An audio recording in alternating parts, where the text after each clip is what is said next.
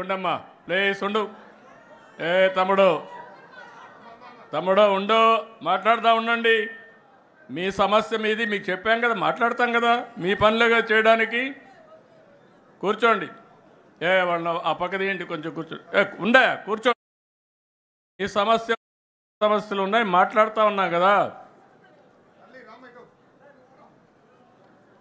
వాళ్ళని అటు తీసుకురండి, కలుస్తాను నేను. ఆ కుర్చీ తీసి ఆ పక్కన నిలబెట్టండి, నేను వచ్చి కలుస్తాను బయటప్పుడు.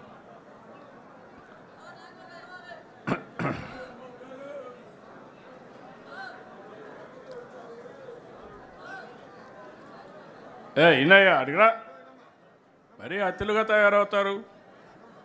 సమయం సందర్భం కూడా ఆలోచించుకోవాలి వ్యక్తులు కూడా. ఈరోజు ఒక శుభ సందర్భంలో మనం రాష్ట్రం అంతా ఒక మెసేజ్ ఇవ్వాలనుకున్నప్పుడు మీరు కాగితాలు ఇచ్చారు, అన్ని కాగితాలు తీసుకున్నాం, ఆ పనే చేస్తాం, మళ్ళీ చేస్తాం.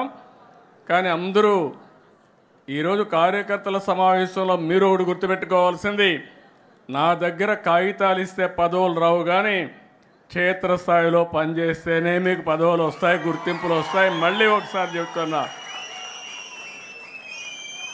నేను ఆ విషయంలో మీరందరూ గుర్తుపెట్టుకోవాల్సిన అవసరం. ఇంకా మనకు ఏదో కాగితం ఇస్తే పదవి వస్తుందని ఆలోచన చేస్తున్నారు, కానీ వేదిక పైనున్న ఏ నాయకుడు చెప్పినా, రాష్ట్రంలో ఏ నాయకుడు చెప్పినా నేను ఇంటా.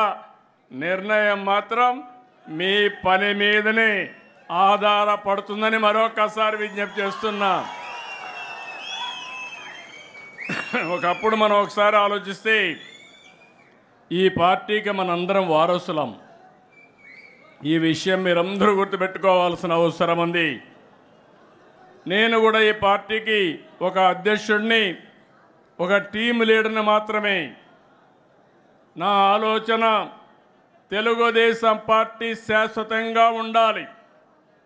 తెలుగువారున్నంత వరకు తెలుగువారి కోసం తెలుగుదేశం పార్టీ ఉంటుంది. దాంట్లో ఏమాత్రం అనుమానం లేదు. మన అందరం వారసులం మాత్రమే, కానీ పెత్తందారులు మాత్రం కాదు.